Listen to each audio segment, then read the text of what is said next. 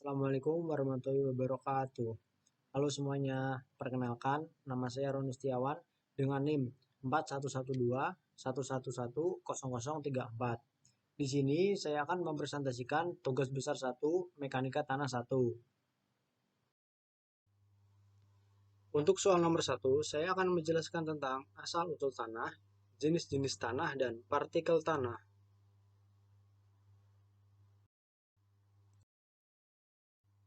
Tanah berasal dari pelapukan batuan dengan bantuan organisme, membentuk tubuh unik yang menutupi batuan. Proses pembentukan tanah dikenal sebagai pedogenesis.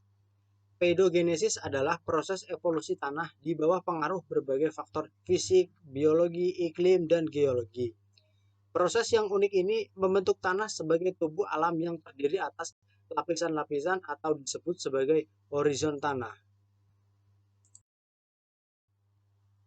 Apa yang dimaksud tanah? Tanah merupakan salah satu media tumbuh tanaman, baik tanaman semusim maupun tanaman tahunan untuk kemaslahatan manusia dan makhluk hidup lainnya. Tubuh tanah terdiri atas udara 20-30%, air 20-30%, bahan mineral 45%, dan bahan organik 5%. Bagaimana proses dan faktor pembentukan tanah? Dalam proses pembentukan tanah, terdapat beberapa faktor yang dapat mempengaruhi, yaitu bahan induk, iklim, topografi, organisme, dan waktu. Iklim dan organisme digolongkan ke dalam faktor pembentukan tanah aktif, sedangkan faktor pembentuk tanah lainnya disebut faktor pembentuk tanah pasif. Lalu ada jenis-jenis tanah. Berikut ada jenis-jenis tanah. Yang pertama ada tanah aluvial. Tanah aluvial ini merupakan jenis tanah yang terjadi karena endapan lumpur yang biasanya terbawa aliran sungai. Yang kedua ada tanah andosol. Tanah andosol ini merupakan salah satu jenis tanah vulkanik.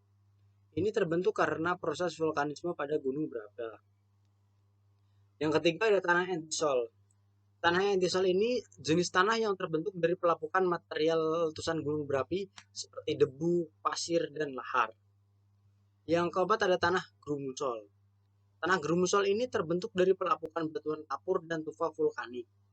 Kandungan organik di dalamnya rendah karena berasal dari batuan kapur. Yang kelima ada tanah humus. Tanah humus ini adalah jenis tanah yang muncul akibat tumbuh-tumbuhan yang membusuk. Tanah ini mengandung banyak unsur hara dan mineral serta sangat subur. Yang keenam ada tanah incepsitol. Tanah incepsitol ini terbentuk dari batuan sedimen dengan warna sedikit kecoklatan dan kehitaman serta campuran agak keabu-abuan. Yang ketujuh ada tanah laterit. Tanah laterit ini mengandung besi oksida dan aluminium hidroksida. Ini dihasilkan di daerah lembab dan kesuburannya itu bervariasi tergantung pada batuan. Yang keenam ada tanah liat. Tanah liat ini sering kita jumpai di berbagai tempat. Tanah ini campuran dari aluminium serta silikat. Yang kesembilan ada tanah pozolik. Tanah pozolik ini terbentuk karena dipengaruhi oleh curah hujan yang tinggi dengan suhu yang rendah. Yang ke-10 tanah potsol. Tanah potsol ini campuran tekstur mulai dari pasir hingga bebatuan kecil. Ini tidak memiliki perkembangan profil dan warnanya kuning hingga kuning keabuan. Yang ke-11 ada tanah pasir. Tanah pasir ini merupakan pelapukan dari batuan pasir. Biasanya tanah banyak ditemukan di daerah sekitar pantai atau kepulauan. Yang ke-12 ada tanah padas. Tanah padas ini cukup keras seperti batuan. Kandungan ini di dalamnya tidak ada karena sangat padat. Yang ke-13 ada tanah oksol. Tanah oksol ini kaya akan zat besi dan aluminium oksida. Ini banyak ditemui di daerah beriklim tropis basah dan cocok untuk perkebunan. Yang keempat ada tanah organosol. Ini juga dikenal gabut. Ini terbentuk dari proses pelapukan bahan-bahan organik seperti tumbuhan atau rawa. Yang ke-15 ada tanah mergel. Tanah mergel ini juga berasal dari kapur, tapi kapurnya bercampur dengan berbagai bahan lain yang membedakan seperti pasir. Yang ke-16 atau yang terakhir tanah latosol. Tanah latosol ini terbentuk dari pelapukan batuan sedimen dan metamorf warna batu ini hingga kuning dan tidak terlalu subur. Berikut ada partikel-partikel tanah. Partikel tanah didefinisikan sebagai partikel-partikel mineral yang tersemen maupun yang lepas sebagai hasil pelapukan dari batuan, di mana rongga pori antar partikel terisi oleh udara dan atau air. Berat jenis partikel tanah mineral umumnya berkisar antara 2,60 sampai dengan 2,70 gram per cm kubik. Sedangkan berat jenis partikel bahan organik tanah berkisar antara 1,30 sampai dengan 1,50 gram per cm kubik. Berikut ada sifat-sifat fisik tanah. Sebagai berikut yaitu bahan induk tanah, tekstur tanah, kepadatan tanah, porositas tanah, temperatur tanah, warna tanah, dan konsistensi tanah. Berdasarkan ukuran partikelnya, tanah dibagi menjadi 3 kelompok. Yang pertama ada tanah dengan ukuran partikel kasar atau bisa disebut mengandung pasir dan kerikil. Yang kedua ada partikel halus, tanah lempung dan tanah liat. Yang ketiga ada tanah dengan organik tinggi, bisa disebut dengan tanah gambut. Berikutnya ada soal nomor 2. Pentingnya dilakukan penyelidikan tanah dengan baik dan menggunakan sampel tanah yang baik. Penyelidikan tanah. Penyelidikan tanah adalah kegiatan untuk mengetahui daya dukung dan karakteristik tanah serta kondisi geologi, seperti mengetahui susunan lapisan tanah atau sifat tanah. Mengetahui kekuatan lapisan tanah dalam rangka penyelidikan tanah dasar untuk keperluan fondasi bangunan, jalan, kepadatan dan daya dukung tanah serta mengetahui sifat korosivitas tanah. Tujuan penyelidikan tanah. Yang pertama adalah menentukan sifat-sifat tanah yang terkait dengan perancangan struktur yang dibangun di atasnya. Yang kedua, menentukan kapasitas dukung tanah menurut tipe fondasi yang dipilih. Yang ketiga, menentukan tipe dan kedalaman fondasi. Yang keempat, untuk mengetahui posisi muka air tanah. Yang kelima, untuk memprediksi besarnya penurunan. Yang keenam, menentukan besarnya tekanan tanah terhadap dinding penahan tanah atau pangkal jembatan. Yang ketujuh, menyelidiki keamanan suatu struktur bila penyelidikan dilakukan pada bangunan yang telah ada sebelumnya. Yang terakhir atau yang kedelapan, pada proyek jalan raya dan irigasi, penyelidikan tanah berguna untuk menentukan letak-letak saluran, gorong-gorong, penentuan lokasi, dan macam bahan timbunan. Pentingnya melakukan penyelidikan tanah. Tanah selalu mempunyai peranan yang penting pada suatu lokasi pekerjaan konstruksi. Tanah dari pandangan ilmu teknik sipil merupakan himpunan mineral, bahan organik, dan endapan-endapan yang relatif lepas, yang terletak di atas batu dasar. Penyelidikan tanah sangat penting untuk dilakukan untuk mendapatkan data keperluan desain dan pelaksanaan konstruksi dari sebuah proyek. Penyelidikan tanah dilakukan untuk memberikan gambaran mengenai kondisi pelapisan dan parameter tanah. Oleh karena itu, penentuan jenis dan penempatan titik pengujian lapangan menjadi sangat penting. Hasil penyelidikan tersebut sangat mempengaruhi engineer untuk menentukan desain fondasi yang tepat untuk memulai suatu konstruksi bangunan. Setiap bangunan sipil pasti selalu berhubungan dengan tanah, baik itu gedung, jalan, landasan, dermaga, jembatan, menara, dan lain-lain. Berikut ada pengujian tanah di lapangan. Pengujian tanah di lapangan dilakukan untuk mengetahui kesesuaian lahan untuk proyek, kesulitan yang mungkin timbul selama proses konstruksi, dan juga jenis-jenis lapisan tanah di lokasi penyelidikan. Jenis-jenis pengujian tanah di lapangan yang pertama ada uji hand boring, yang kedua ada uji penetrasi standar atau SPT, yang ketiga ada uji penetrasi kerucut statis atau sondir. Berikutnya ada pengujian tanah di laboratorium. Pengujian di laboratorium dilakukan pada sampel tanah yang diperoleh dari hasil pengujian di lapangan. Itu digunakan untuk analisis kapasitas dukung dan penurunan. Pengujian yang sering digunakan adalah yang pertama ada uji berat jenis tanah menggunakan SNI 1964-2008. Yang kedua ada uji kadar air menggunakan SNI 1965-2008. Yang ketiga ada uji analisis butiran menggunakan SNI 3423-2008. Yang keempat ada uji batas atback menggunakan SNI 1966-2008, menggunakan SNI 1967-2008, lalu menggunakan SNI 3422-2008. Yang kelima ada uji reaksial, lalu uji tekan bebas, lalu ada uji geser langsung menggunakan SNI 2813-2008. Yang keenam ada uji konsolidasi menggunakan SNI 2812/2008.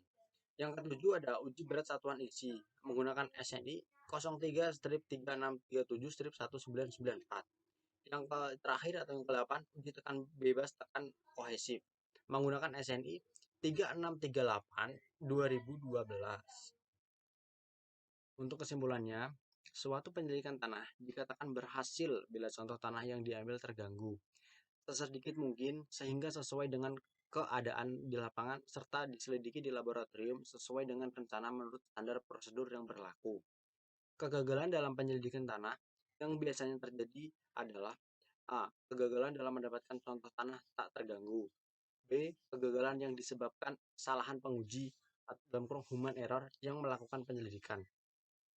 Maka, penyelidikan tanah sangat penting untuk dilakukan secara baik dan benar sesuai standar yang telah ditentukan. Seperti hal tata cara pelaksanaan pengujian di lapangan, pengambilan sampel, dan pengujian di laboratorium yang bertujuan untuk mengetahui sifat-sifat tanah di lokasi yang akan didirikan suatu bangunan.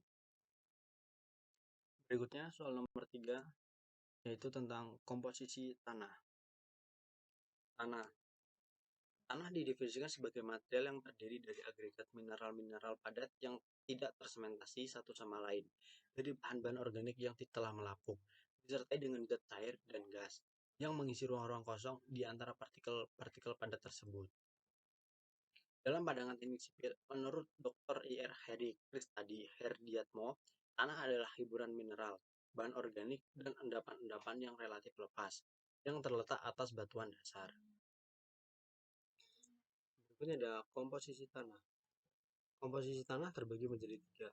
Yang pertama ada tiap massa tanah terdiri dari kumpulan partikel padat dengan rongga di antaranya. Yang kedua, rongga dapat diisi air dan udara. Yang ketiga, partikel tanah padat adalah butiran tanah padat dengan mineral yang berbeda-beda. Bisa dilihat seperti gambar berikut.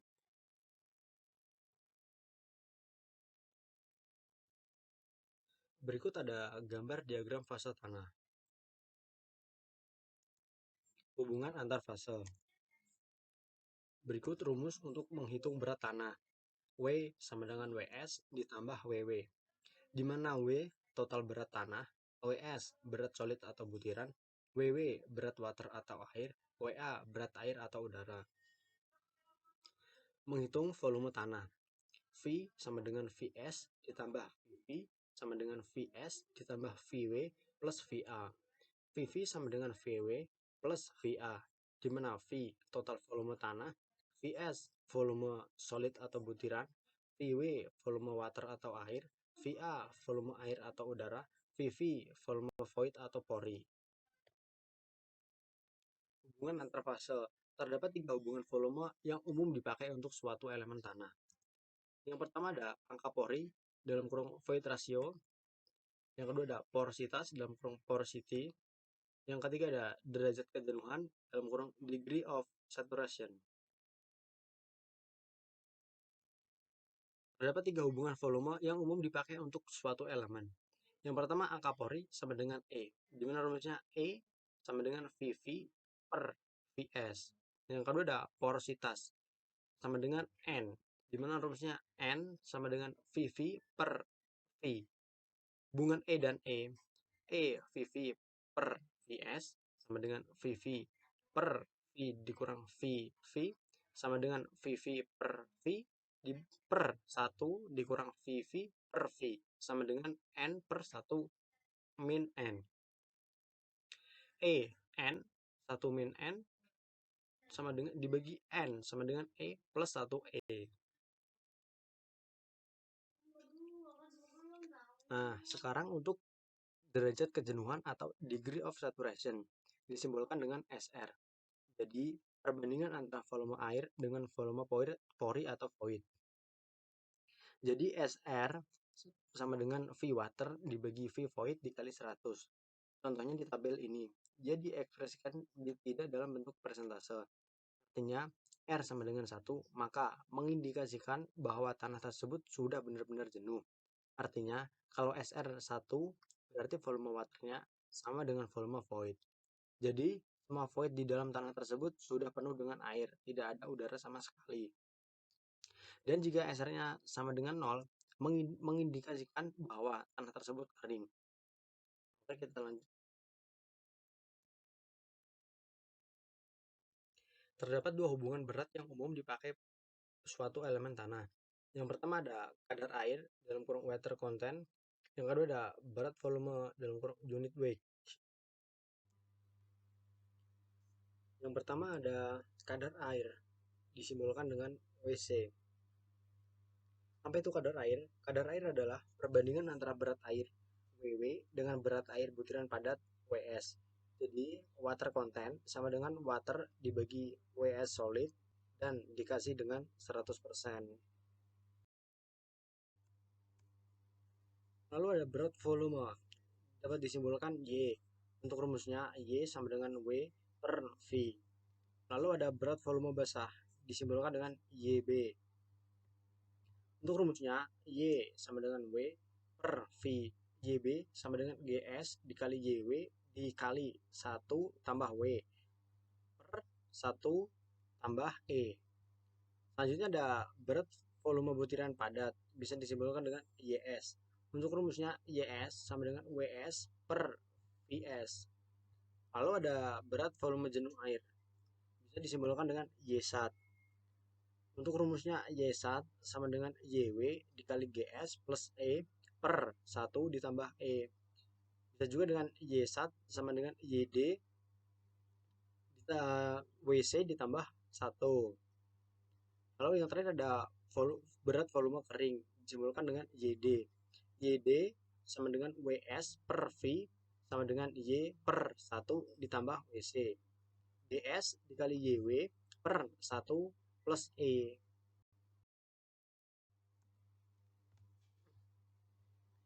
Kita lanjut ke berat spesifik atau spesifik gravity.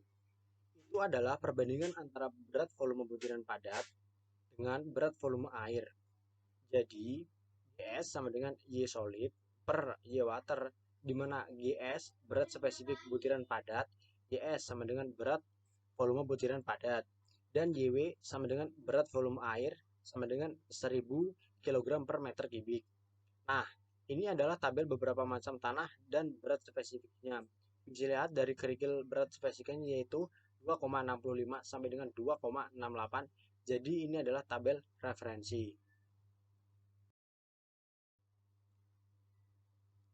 Untuk memperjelas, kita ada soal latihan. Untuk soal latihan 1, terdapat volume total suatu spesimen tanah adalah 80.000 mm kubik dan beratnya 145 gram. Sedangkan berat keringnya adalah 128 gram. Kepadatan butir tanah adalah 2,68. Berdasarkan informasi tersebut, hitunglah A. Kadar air, B. Void ratio, C. Porositas, D. Derajat kejenuhan, E. Kepadatan kering, F. Kepadatan jenuh. Nah, untuk penyelesaian soal tersebut dapat dilakukan dengan cara sebagai berikut. Diketahui volume total V sama dengan 80.000 mm kubik, lalu kita konversikan ke cm menjadi 80 cm kubik. Kemudian ada berat tanah basah W sebesar 145 gram. Kemudian berat tanah kering sama dengan 128 gram. Dan kepadatan butir 2,68. Nah, dari data tersebut, dihitung yang pertama adalah berat air atau WW, di mana kita untuk menghitung berat air adalah W dikurang WS, di mana W sama dengan 145 gram dikurangi WS-nya 128 gram, sehingga didapatkan berat air adalah 17 gram. Nah, untuk nilai berat air ini kita masukkan ke diagram fase tanah di samping karena berat gamma air sama dengan 1. Maka nilai Vm sama dengan WW yaitu 17 cm kubik. Kemudian, setelah kita dapat nilai berat air dan volume air, selanjutnya kita hitung volume butir tanah atau VS. Untuk menghitung VS, kita akan menggunakan rumus GS sama dengan YS per YW, di mana GS-nya sudah diketahui nilainya yaitu 2,68. Maka GS sama dengan WS per VS yaitu 2,68 sama dengan 128 gram per VS. Karena VS-nya belum diketahui, kita pindahkan ruasnya untuk mencari nilai VS, yaitu VS 125 gram per 2,68 sama dengan 47,78 cm kubik. Kemudian kita cari nilai volume udara atau VA dengan rumus V sama dengan Vs ditambah VW plus VA. Nah, karena VA yang kita cari di sini, maka VA sama dengan V dikurang Vs dikurang VW. Sehingga didapatkan nilai VA sama dengan 15,24 cm kubik. Setelah itu kita bisa hitung volume porinya atau VV dengan rumus VV sama dengan VW plus VA. Sehingga didapat nilai VV yaitu 32,24 cm kubik. Nah, setelah kita mendapatkan nilai kadar air indeks tersebut, kemudian kita dapat menghitung kadar air. Kadar air dapat menggunakan rumus. Untuk kadar airnya didapatkan hasil 13,28%. Untuk angka porinya didapatkan hasil 67,5%. Untuk porositasnya didapatkan hasil 40,3%. Untuk derajat kejenuhan didapatkan hasil 52,73%. Untuk kepadatan kering didapatkan hasil 1,60 gram per cm kubik. Untuk kepadatan jenuh didapatkan hasil 2,00 gram per cm kubik.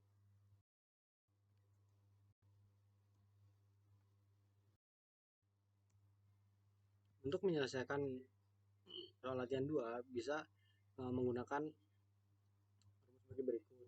Diketahui volume total V sama dengan 7.350 cm kubik, berat tanah basah 1.500 gram. Untuk berat sampel tanah basah 450 gram. Berat sampel tanah kering 385 gram. Untuk kepadatan butir 2,68 gram. Dari data tersebut dapat dihitung kepadatan tanah basah didapatkan hasil yaitu 2,040 cm kubik. Untuk kepadatan air didapatkan 16,9%. Untuk kepadatan kering didapatkan hasil 1,74.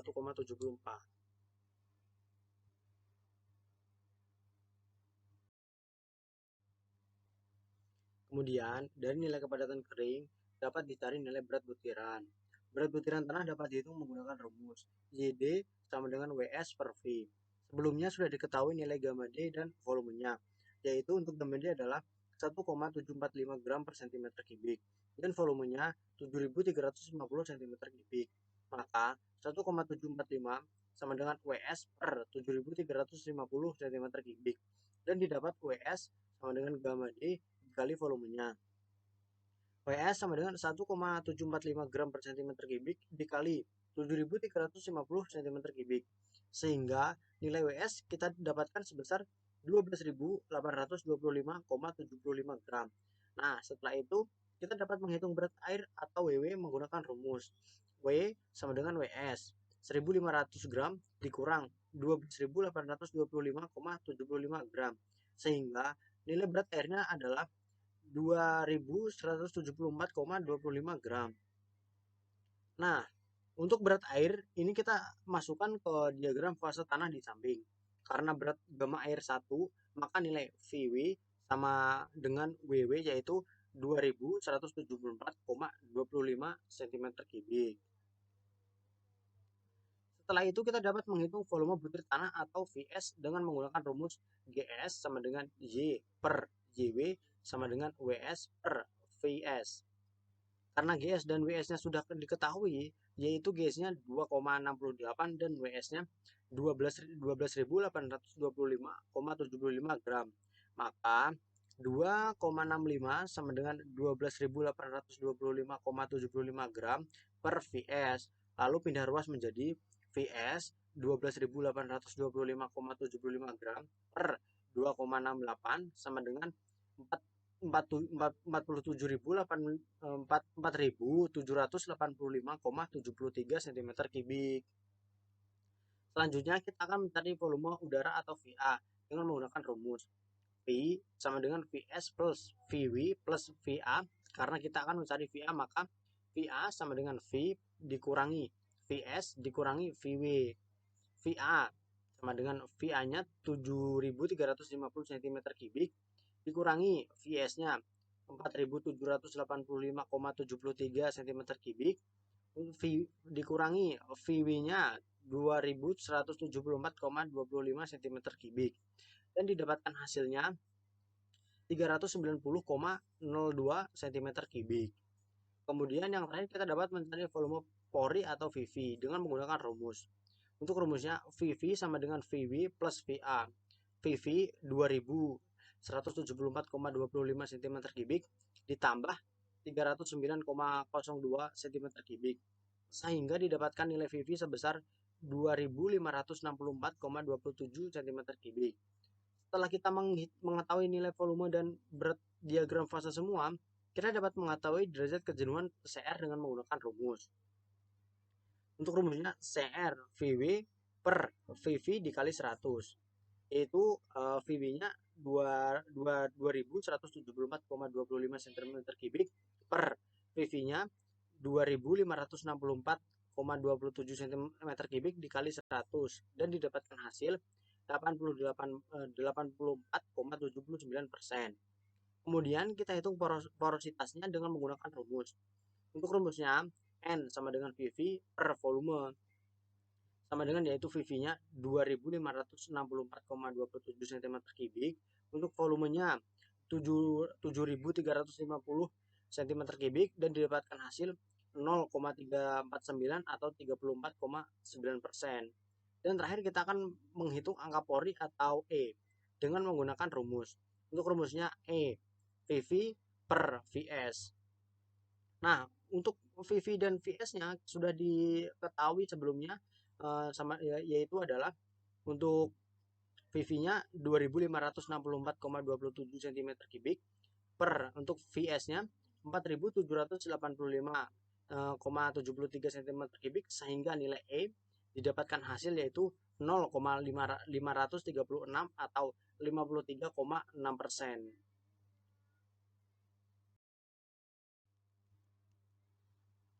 Untuk derajat kejenuhan dapat dihitung menggunakan rumus, yaitu R sama dengan VW dibagi VV dikali 100, yaitu VW-nya didapatkan hasil 2174,25 cm kubik. Untuk VV-nya yaitu didapatkan hasil 2564,27 cm kubik dikali 100, yaitu didapatkan hasil 24,79%. Untuk porositasnya yaitu bisa dihitung menggunakan rumus yaitu N sama dengan VV per V. Untuk VV-nya yaitu didapatkan hasil 2564,27 cm kubik. Untuk V-nya 7350 cm kubik. Yaitu didapatkan hasil 0,349 bisa dibulatkan menjadi 34,9%. Untuk angka porinya bisa dihitung menggunakan E sama dengan VV sama dengan per VS. Untuk VV-nya didapatkan hasil 2564,27 cm. Untuk VS-nya didapatkan hasil 4785,73 cm, yaitu didapatkan hasil 0,533. Dibulatkan menjadi 53,6%.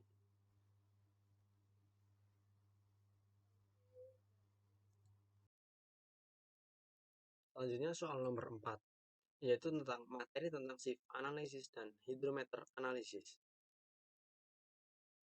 Tujuan analisis butiran tanah adalah untuk menentukan ukuran partikel-partikel yang ada pada tanah. Metode analisisnya terbagi menjadi dua, yaitu analisis ayakan dan analisis hidrometer. Analisis ayakan atau shift analisis yaitu untuk partikel-partikel berdiameter lebih besar dari 0,075 mm. Untuk analisis hidrometer atau hidrometer analisis yaitu untuk partikel-partikel berdiameter lebih kecil dari 0,075 mm. Peralatan yang digunakan untuk pengujian shift analisis yaitu ada dua. Yang pertama ada shift shaker dan set of shift. Berikut langkah kerja. Yang pertama, siapkan alat dan bahan yang akan digunakan. Yang kedua, keringkan sampel tanah basah dengan menggunakan oven selama 24 jam. Lalu sampel tanah yang telah kering biasanya berbentuk gumpalan-gumpalan sehingga perlu dipecah menjadi partikel yang lebih kecil. Yang keempat, timbang sampel tanah sebanyak 500 gram, kemudian diayak dengan menggunakan mesin ayakan yang tersedia. Yang terakhir atau yang kelima, timbang berat tanah yang tertahan pada masing-masing ayakan. Berikut ada standar ukuran saringan dan hubungannya dengan lubang saringan. Berikut terlampir nomor ayakan 4 sampai dengan nomor ayakan 270. Catatan, nomor ayakan menunjukkan jumlah lubang per lebar 1 inch dalam kurung 2,54 cm. Contoh, ayakan nomor 10 artinya setiap 1 inch terdapat 10 kali 10 sama dengan 100 lubang. Ada perhitungan. Kita baca nomor ayakan 4.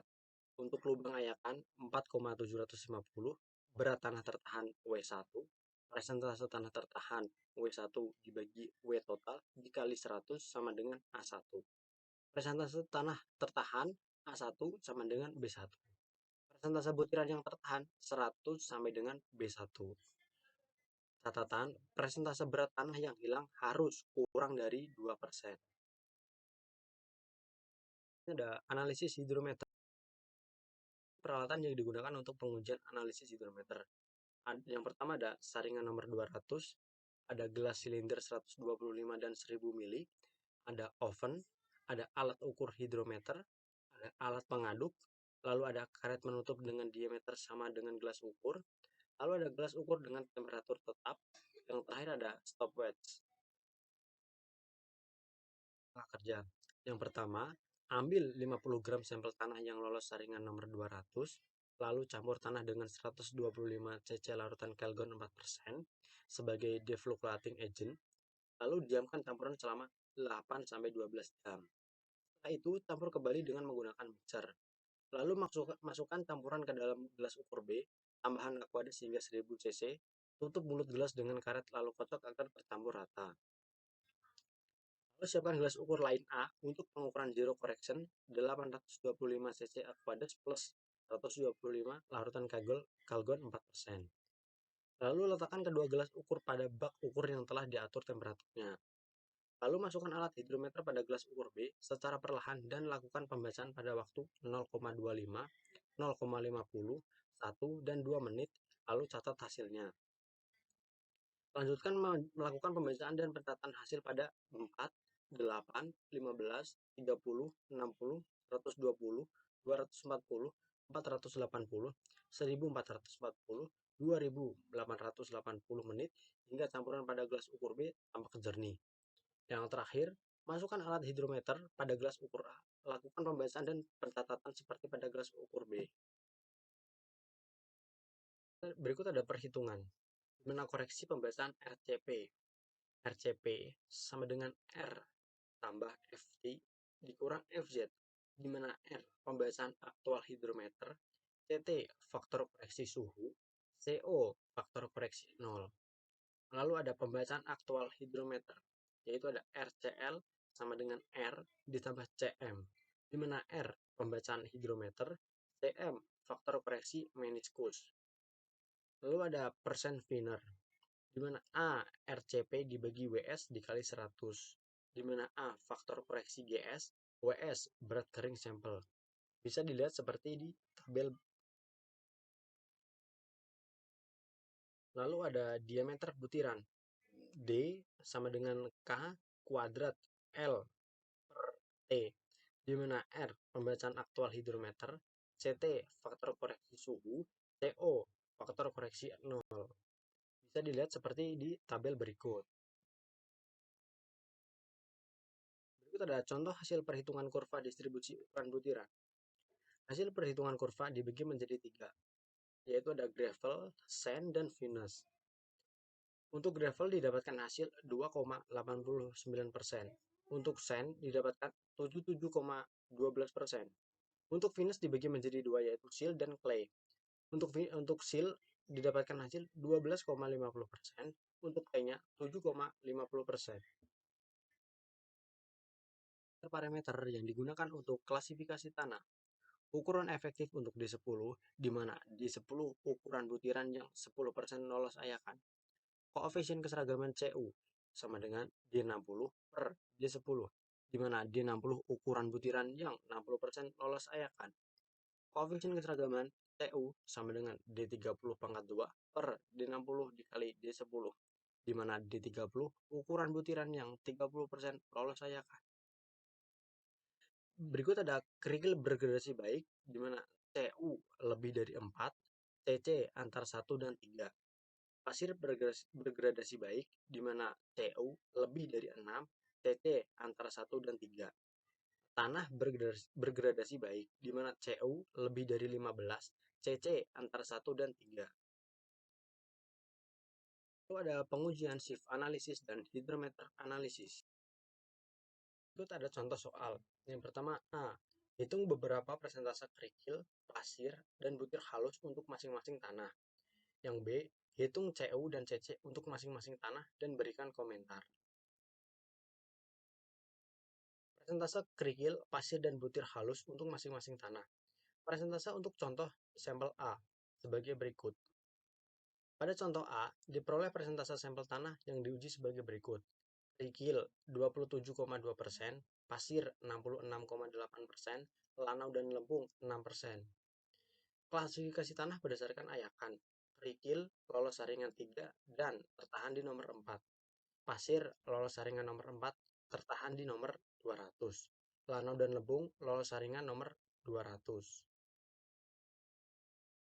Berikut persentase untuk contoh sampel B. Pada contoh B, diperoleh persentase sampel tanah yang diuji sebagai berikut. Untuk kerikil 0, didapatkan 0%, pasir 98,29%, lanau dan lempung didapatkan 1,71%.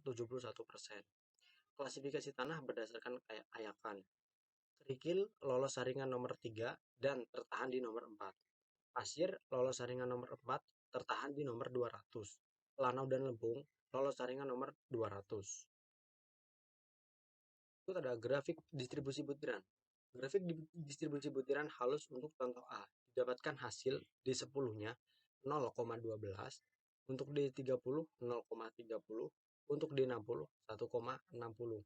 Untuk CU-nya didapatkan hasil 13,33, untuk TC-nya 0,47. Untuk grafik distribusi butiran halus untuk contoh B, D10-nya didapatkan hasil 0,16, D30 0,19, D60 0,26, CU-nya didapatkan hasil 1,63, untuk CC-nya 0,87. Ikut perhitungan CU dan CC. Rumus koefisien keseragaman. CU sama dengan D60 per D10. Rumus koefisien kelengkungan. CC sama dengan D30/2 per D10 dikali D60. Untuk tanah A, CU-nya didapatkan hasil 13,33. Untuk TC-nya 0,47. Untuk tanah B, didapatkan hasil untuk CU-nya 1,63. Untuk TC-nya didapatkan hasil 0,87. Kesimpulannya, tanah A diketahui bahwa tanah tersebut bergradasi buruk, walaupun memiliki nilai CU lebih dari 6, namun mempunyai CC kurang dari 1. Dan untuk tanah B, diketahui bahwa tanah tersebut bergradasi buruk karena memiliki koefisien CU dan CC yang sangat kecil. Selanjutnya, soal untuk nomor 5. Pengertian dan fungsi dari LL, PL, SL, PI, dan LI dalam mekanika tanah. Pengertian dan fungsi. Batas cair atau bisa disebut LL adalah kadar air tertentu di mana perilaku berubah dari kondisi plastis ke cair. Pada kadar air tersebut, tanah mempunyai kuat geser terendah. Percobaan ini dimaksudkan untuk menentukan kadar air suatu tanah pada keadaan batas cair. Batas cair adalah kadar air batas di mana suatu tanah berubah dari keadaan cair menjadi keadaan plastis. Yang kedua ada batas plastis atau PL. Adalah kadar air terendah di mana tanah mulai bersifat plastis. Dalam hal ini sifat plastis adalah ditentukan berdasarkan kondisi di mana tanah yang digulung oleh telapak tangan di atas kaca mulai retak setelah mencapai 1/8 inch. Percobaan ini dimaksudkan untuk menentukan kadar air suatu tanah pada keadaan batas plastis. Yang ketiga ada indeks plastisitas, bisa disebut PI. Adalah parameter yang diukur dari selisih antara batas tanah LL dan batas tanah plastisnya PL. Semakin besar nilai indeks plastisnya, maka semakin besar kemungkinan tanah dalam kondisi plastis. Sehingga semakin besar nilai dari indeks plastisitas dalam kurung PI, maka akan semakin tidak kondusif terhadap bangunan sipil karena sifat tanahnya yang plastis. Lalu ada batas khusus, bisa disebut SL. adalah kondisi kadar air pada kedudukan antara daerah semi padat dan padat, yaitu presentase kadar air di mana pengurangan kadar air selanjutnya tidak mengakibatkan perubahan volume tanah. Yang terakhir ada indeks cair atau LI. Adalah kondisi kadar air yang berguna untuk mengevaluasi tanah jika tanah tersebut pada kondisi terganggu. Untuk soal nomor 5.2, hasil batas-batas Attersberg pada suatu contoh tanah memberikan hasil seperti pada tabel berikut. Lalu ada tabel soal, uji batas plastik cair massa dalam gram. Untuk datanya bisa dilihat seperti di tabel berikut. Lalu ada uji batas plastis atau massa dalam gram. Untuk data-datanya bisa dilihat seperti di tabel berikut. Jawaban untuk tabel 1 yaitu didapatkan hasil rata-rata kadar air atau PL-nya yaitu 31,658.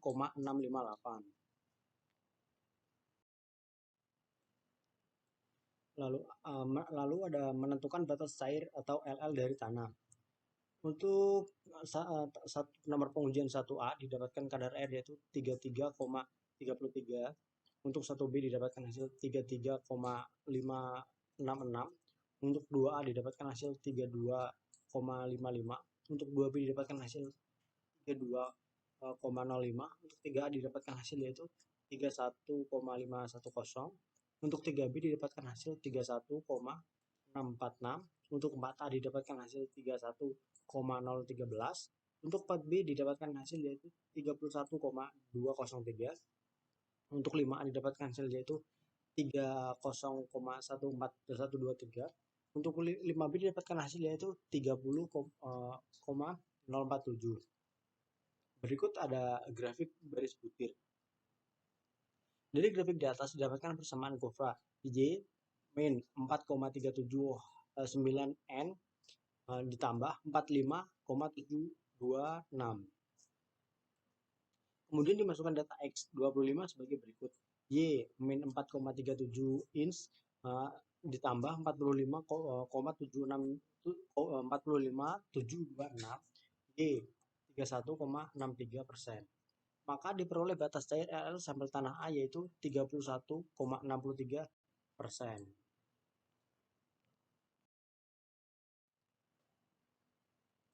Selanjutnya kita akan menentukan batas plastis atau PL. Untuk rata-rata kadar air PL didapatkan hasil 31,66%. Maka diperoleh batas plastis PL yaitu 31,66%. Yang selanjutnya adalah menentukan indeks plastis atau PI tanah. Berikut bisa dilihat seperti di tabel berikut. PI-nya didapatkan hasil yaitu minus 0,03%.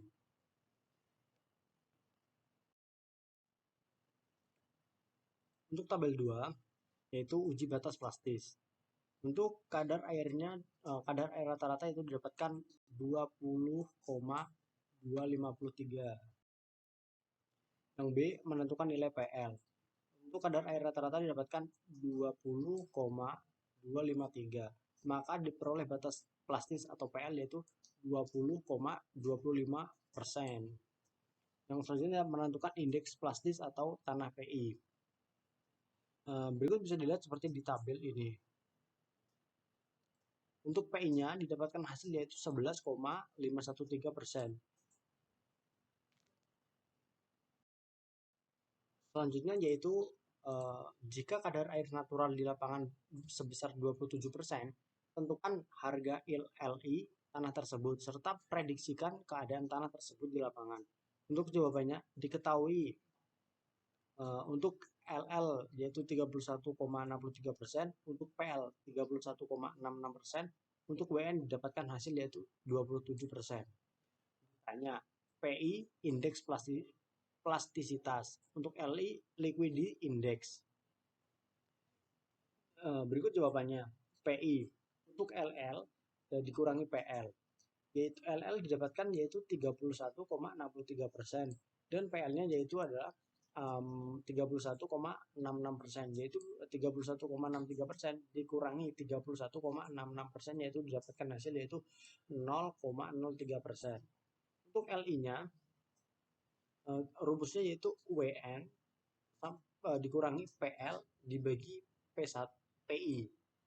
Untuk WN-nya didapatkan hasil yaitu 27%, untuk PL-nya didapatkan hasil yaitu 20,25%, dan untuk PI-nya yaitu 11,513%, dan didapatkan hasil yaitu 0,58%. Dari uraian perhitungan indeks plastisitas di atas, maka nilai yang didapat adalah minus 0,03%, yang berarti nilainya kurang dari 17, mengindikasikan keadaan tanah di lapangan memiliki plastisitas yang rendah dan tergolong jenis tanah lanau. Selanjutnya ada soal nomor 6, yaitu soalnya klasifikasikan 16 sampel tanah di bawah ini dengan menggunakan metode AAS-THO. Klasifikasi tanah menurut AAS-THO dibagi menjadi dua, yaitu klasifikasi tanah berbutir atau tanah lanau strip lempung. Dikatakan tanah berbutir apabila tanah tersebut lolos ayakan nomor 200 kurang dari atau sama dengan 30%. Dan dikatakan dia tanah lanau atau lempung apabila tanah tersebut lolos ayakan nomor 200 lebih dari 30%. Apabila termasuk dalam kelompok tanah berbutir, maka kita harus melihat kelompok tanah berbutir saja dan mengabaikan tanah lanau lempung. Klasifikasi material menggunakan shift analisis sehingga dapat menentukan apakah material tersebut termasuk dalam kelompok A, A1 atau A2 atau A3 dengan menggunakan saringan yang mempunyai ukuran 10 mesh, 40 mesh, dan 200 mesh. Nah, untuk yang A1 terbagi menjadi dua, yaitu A1 strip A dan A1 strip B. Untuk A2 terbagi menjadi 4 bagian, yaitu A2, A24, A25, A26, A27. Pembacaan urut dari kiri ke kanan. Apabila termasuk dalam kelompok lanau lempung, maka abaikan kelompok tanah berbutir. Kelompok ini terbagi menjadi 4 grup, yaitu A4, A5, A6, dan A7. Dengan semua menggunakan saringan nomor 200 dengan persentase kelolosan minimum 36%. Untuk yang A7, untuk yang A7 sendiri dibagi menjadi dua bagian, yaitu A75 dan A76.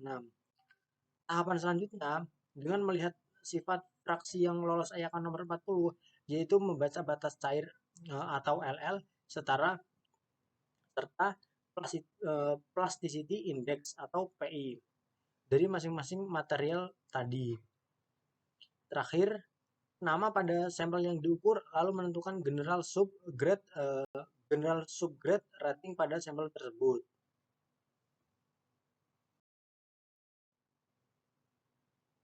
Nah, untuk lebih jelasnya, klasifikasikan 6 tanah di sampel ini dengan metode AAS-THO.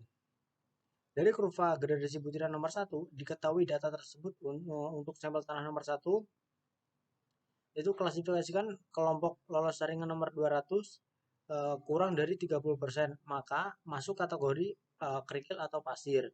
Masuk ke analisis saringan, lolos ayakan nomor 10 sebesar 100%. Kemungkinan A1B, A3, A24, A25, A26, dan A27. Selanjutnya, kita lolos ayakan nomor 40 sebesar 100%. Kemungkinan A3, A24, A25, A26, dan A27. Lalu, lihat lolos ayakan nomor 200 sebesar 2%. Kemungkinan A3, A24, A25, A26, dan A27. Selanjutnya kita lihat batas artbreak atau batas cair adalah non-plastis, maka kemungkinan termasuk A3, A2, dan A26. Dan indeks plastisnya atau PI juga non-plastik, maka klasifikasi sampel tanah nomor 1 adalah A3. Dan tipe material yang dominan adalah kerikil dan pasir yang berlanau. Selanjutnya untuk sampel tanah 2. Klasifikasi kelompok lolos saringan nomor 200 kurang dari 30%, maka masuk ke kategori kerikil atau pasir. Masuk ke analisis saringan. Lolos saringan nomor 10 sebesar 75%. Kemungkinan masuk ke A1B, A3, A24, A25, A26, dan A27.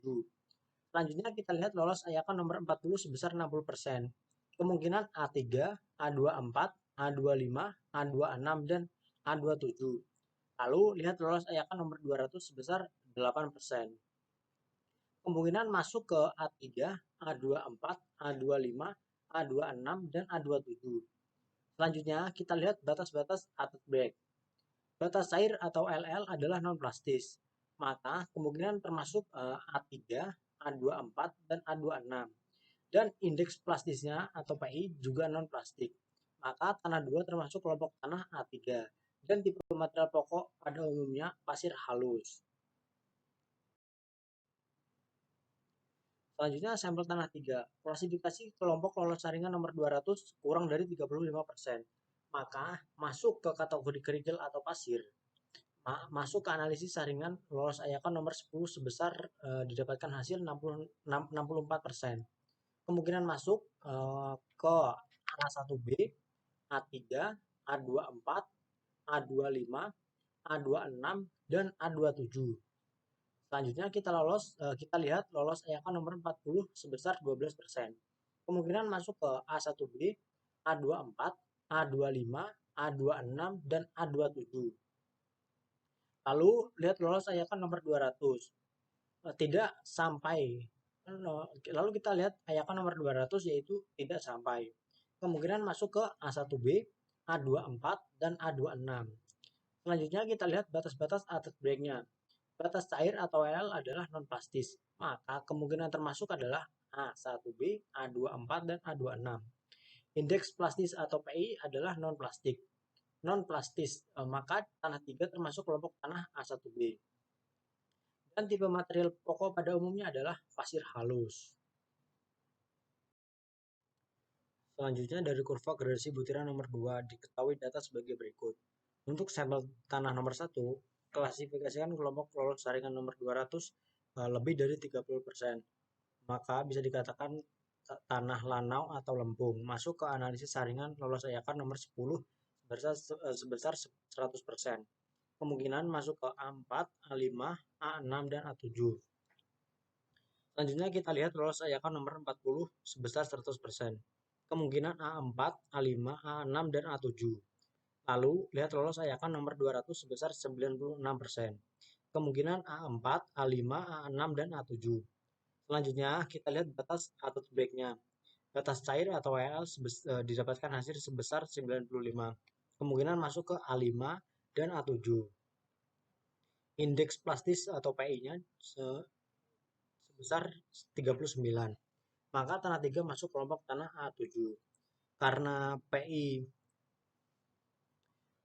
kurang dari LL 30, maka sampel tanah nomor 1 adalah A75.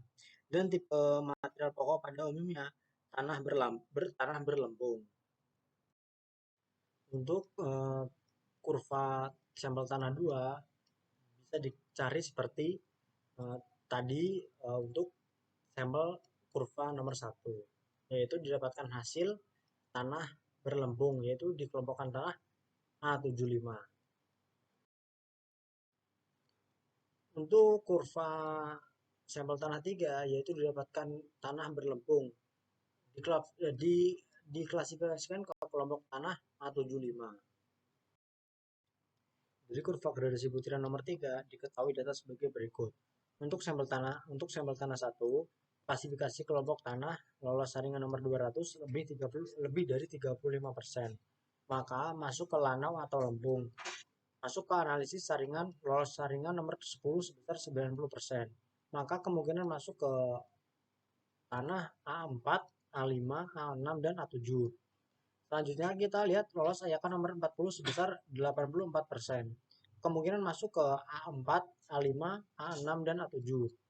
Lalu lihat lolos ayakan nomor 200 sebesar 38%. Kemungkinan masuk ke A4, A5, A6, dan A7. Selanjutnya kita lihat batas attack break-nya. Batas cair atau L didapatkan sebesar 23. Maka sampel tanah 1 maka sampel tanah nomor 1 kemungkinan A4 dan A6. Lalu kita cari batas plastis atau PI sebesar 10%.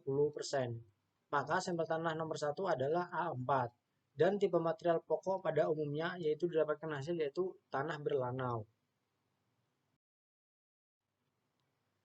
Selanjutnya untuk sampel tanah 2. Klasifikasi kelompok lolos saringan nomor 200 yaitu kurang dari 35%. Yaitu bisa dikatakan kerikil atau pasir. Masuk ke analisis saringan lolos saringan nomor 10 sebesar 90%. Kemungkinan masuk ke kelompok tanah A1, A1B, A3, A24, A25, A26 dan A27. Selanjutnya kita lihat lolos AYK nomor 40 sebesar 82%. Kemungkinan masuk ke kelompok tanah A3, A24, A25, A26 dan A27. Lalu lihat lolos saringan nomor 200 sebesar 20%. Kemungkinan masuk ke A2, A25, A26 dan A27. Selanjutnya kita lihat batas-batas atap breaknya.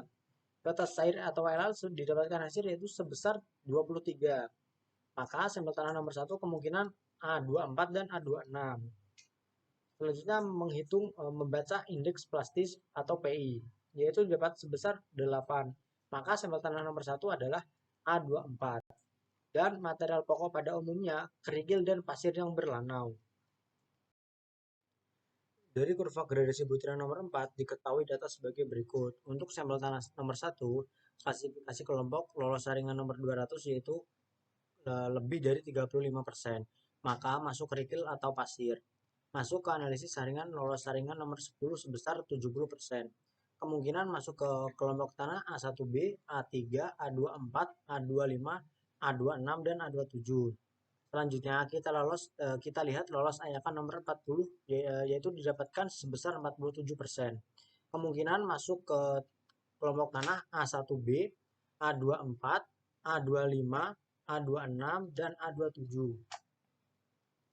Selanjutnya kita lihat batas-batas atas banknya. Untuk batas cair LL adalah non plastis. Kemungkinan masuk ke A1B dan A2. Lalu kita lihat indeks plastis adalah non plastis juga. Maka klasifikasi sampel tanah nomor 1 adalah A2. Dan tipe material pokok pada umumnya yaitu kerikil dan pasir yang berlanau. Untuk sampel tanah nomor 2 bisa dicari seperti sampel tanah nomor 1.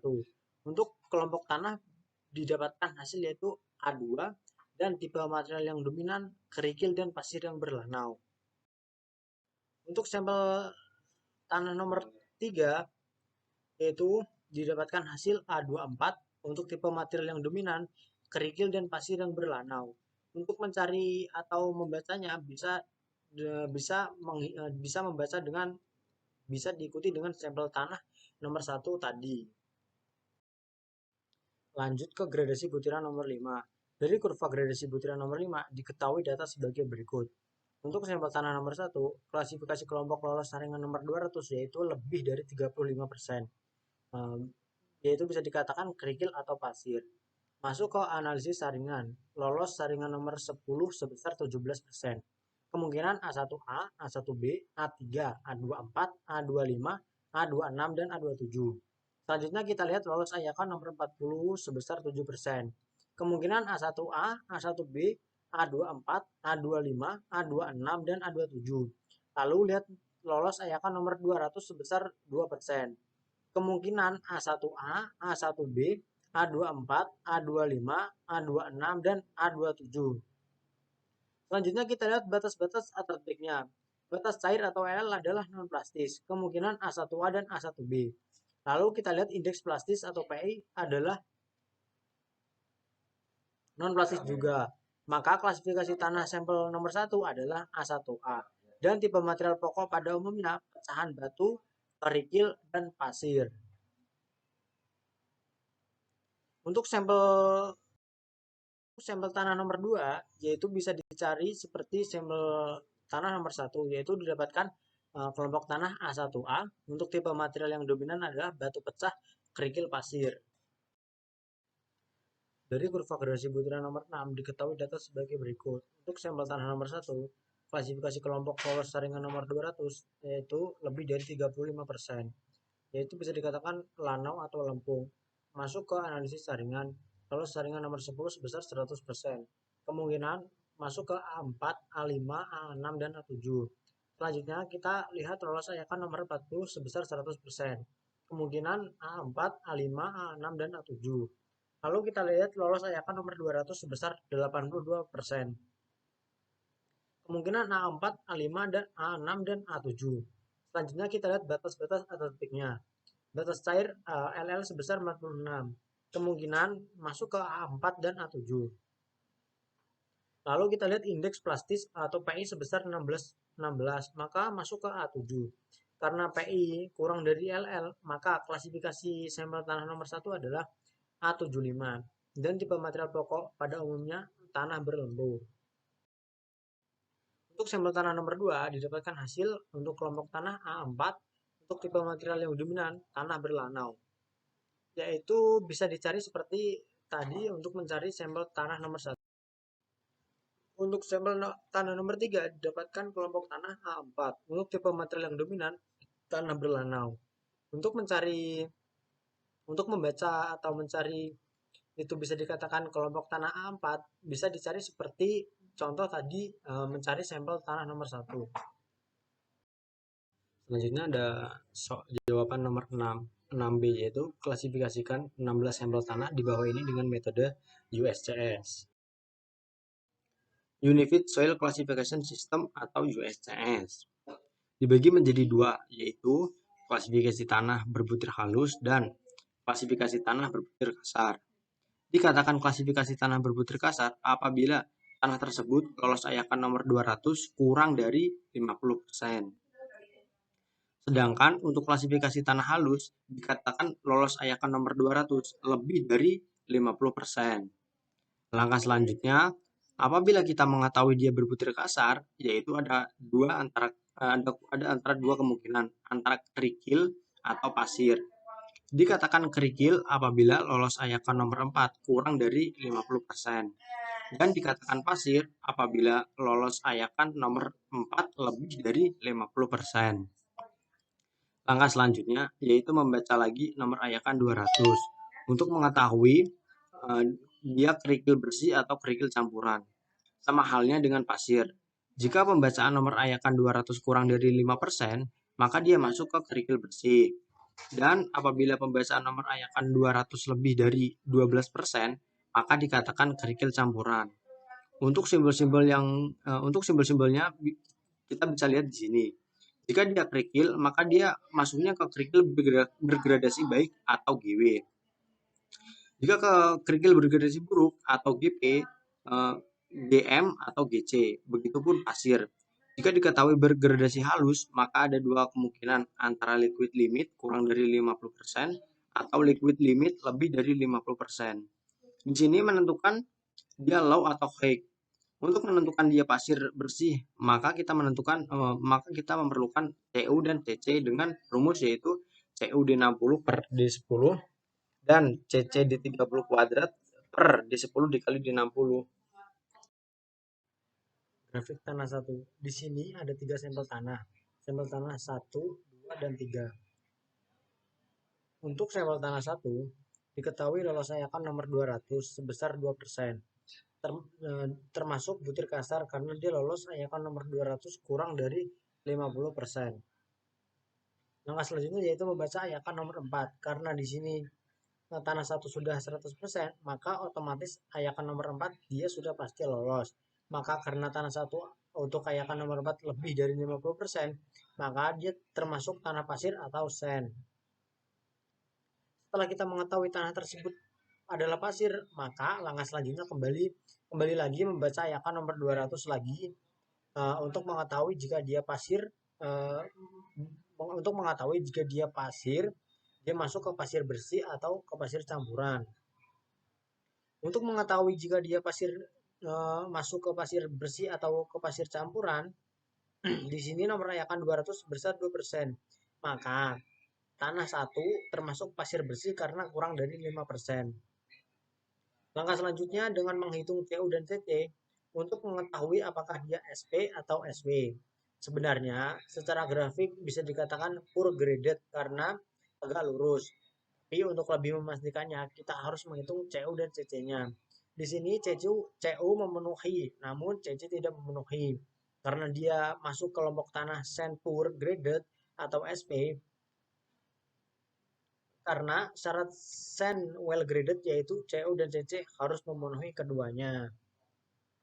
Selanjutnya sampel tanah 2. Untuk sampel tanah 2 diketahui lolos ayakan nomor 200 sebesar 8%. Maka di sini termasuk butir kasar juga karena di ayakan nomor 200 kurang dari 50%. Langkah selanjutnya yaitu membaca ayakan nomor 4. Karena di sini tanah 2 untuk ayakan nomor 4 mendapatkan 75%, maka dia termasuk pasir atau sand. Karena tanah 2 untuk ayakan nomor 4 lebih dari 50%. Selanjutnya kembali lagi membaca ayakan nomor 200 lagi. Di sini ayakan nomor 200 didapatkan hasil sebesar 8%. Karena dia di antara 5 sampai 12%, maka dia termasuk ke tanah simbol ganda atau dua klasifikasi. Di sini kita akan menentukan apakah dia SP atau SW terlebih dahulu sebelum menentukan dia SM atau SC. Di sini 2 CU-nya lebih dari 4, maka tidak memenuhi meskipun nilai CC-nya memenuhi, maka dia tetap termasuk Senpur Graded atau SP. Nah, karena dia dual klasifikasi, dual klasifikasi, nah dua bisa SP atau SM atau SP atau SC.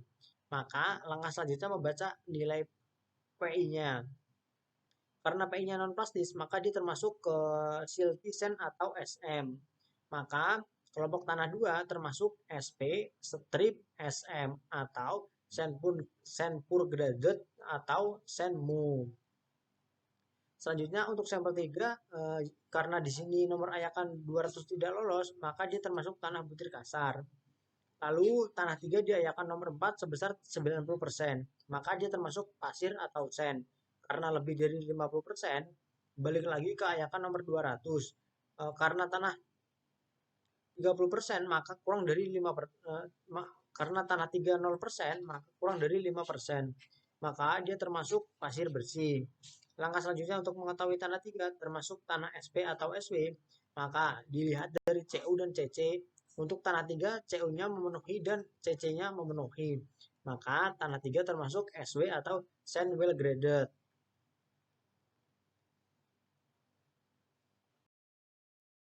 Selanjutnya grafik kedua. Di sini ada 3 sampel. Sama-sama nomor ayakan nomor 200 lebih dari 50%. Berarti masuk ke butiran halus. Langkah selanjutnya membaca LL atau liquid limit. Di sini tiga-tiganya lebih dari 50%. Otomatis dia masuk ke height. Untuk mengetahui dia MH, CH, atau OH, maka kita memerlukan dia mengupload ke grafik indeks plastisitas, yaitu dengan cara memasukkan PI dan LL ke grafik tersebut. Saya memperoleh ketiga sampel ini yaitu MH or OH. Untuk memastikan dia MH atau OH, maka diperlukan penelitian secara lanjut untuk mengetahui warna tanah tersebut, jenis tanah tersebut, maka kita dapat menentukan kalau tanah ini MH atau OH. Selanjutnya grafik tanah 7. Di grafik ketiga ini ada 2 sampel tanah, yaitu sampel tanah pertama persentase lolos ayakan nomor 200-nya sebesar 38%. Maka tanah pertama masuk ke butir kasar karena kurang dari 50%. Setelah itu kita lihat ayakan nomor 4. Nomor 4-nya sebesar 90%. Berarti dia masuk ke pasir atau sand karena lebih dari 50%. Lalu untuk mengetahui tanah 1 termasuk pasir bersih atau pasir campuran, maka kita perlu membaca ayakan nomor 200 lagi. Karena di sini nomor ayakan 200 sebesar 38%, maka dia masuk ke tanah campuran karena dia lebih dari 12%, yaitu antara SC atau SM. Maka langkah selanjutnya kita membaca nilai PI-nya. Karena nilai PI-nya lebih dari 7, dapat kita simpulkan bahwa tanah 1 masuk kelompok tanah SC atau sand clay. Begitupun pada sampel kedua, diayakan nomor 200 sebesar 20%, maka masuk ke butiran kasar karena kurang dari 50%. Untuk ayakan nomor 4 didapatkan hasil yaitu sebesar 92%, maka masuk ke pasir atau sand. Karena nomor ayakan 4 lebih dari 50%. Setelah itu, kita lihat lagi pada ayakan nomor 200. Sampel tanah 2 sebesar 20% karena dia lebih dari 12%. Maka termasuk pasir dengan campuran. Selanjutnya kita membaca PI dan PL dan PI-nya PI-nya karena nilai sorry. Selanjutnya kita membaca PI-nya karena nilai PI-nya lebih dari 7, dapat kita simpulkan bahwa sampel tanah 2 kelompok tanah SC atau sand clay juga. Selanjutnya grafik 4. Di grafik keempat ini ada 3 sampel tanah. Untuk sampel pertama, persentase lolos ayakan nomor 200-nya sebesar 29%. Maka tanah pertama masuk ke butir kasar karena kurang dari 50%. Langkah selanjutnya yaitu membaca ayakan nomor 4. Karena di sini tanah satu untuk ayakan nomor 4 mendapatkan 85%, maka dia termasuk pasir atau sand. Karena tanah satu untuk ayakan nomor 4 lebih dari 50%, lalu untuk mengetahui tanah satu termasuk pasir bersih atau pasir campuran, maka kita perlu membaca ayakan nomor 200 lagi.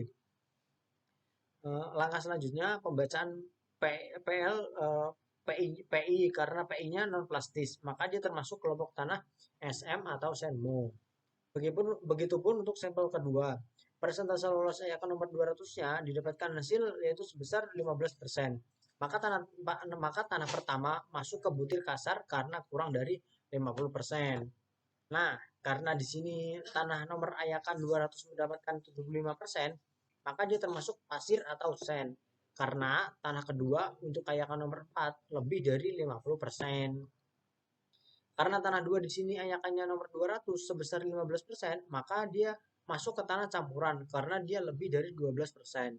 Langkah selanjutnya pembacaan PI. Karena PI-nya non plastis, maka dia termasuk kelompok tanah SM atau SENMO juga. Sedangkan sampel tanah ketiga, persentase lolos ayakan nomor 200-nya didapatkan hasil yaitu sebesar 8%.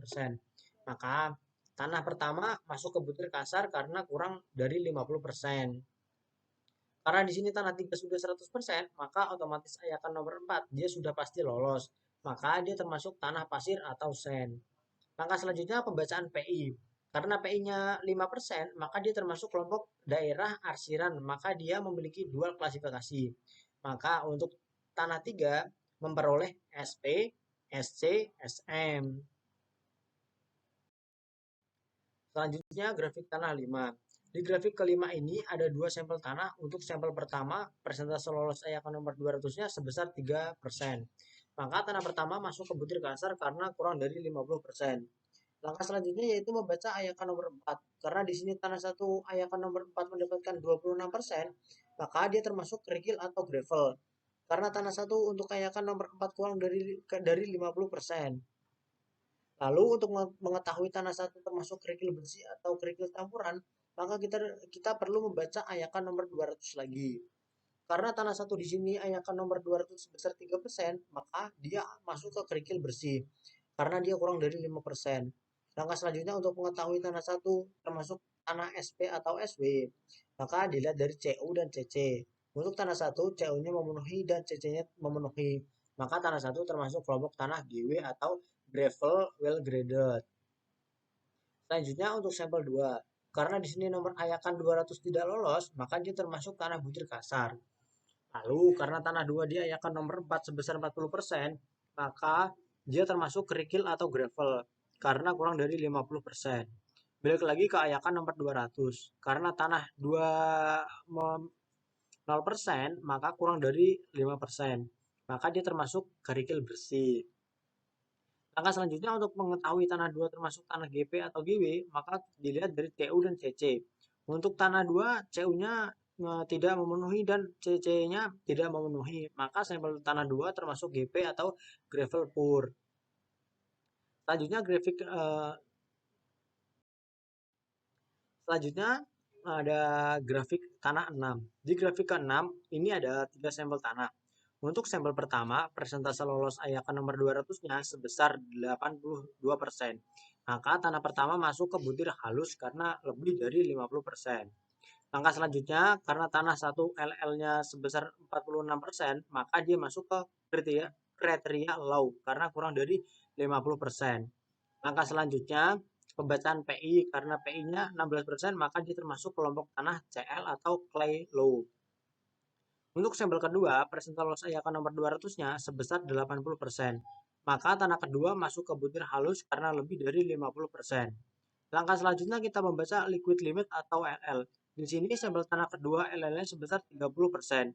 Maka dia termasuk ke low karena kurang dari 50%. Untuk mengetahui dia MH atau ML atau CH, maka kita harus mengupload pada grafik indeks plastisitas dengan cara memasukkan LL dan PI ke grafik tersebut. Saya memperoleh sampel tanah kedua masuk ke dalam kelompok tanah ML or OL. Untuk memastikan sampel tanah ML atau OL, untuk memastikan dia MH atau OH, maka memerlukan penyelidikan lebih lanjut dengan penelitian secara langsung. Untuk dapat mengetahui warna tanah tersebut, jenis tanah tersebut, dan barulah kita bisa menentukan apakah sampel tanah tersebut ML or OL.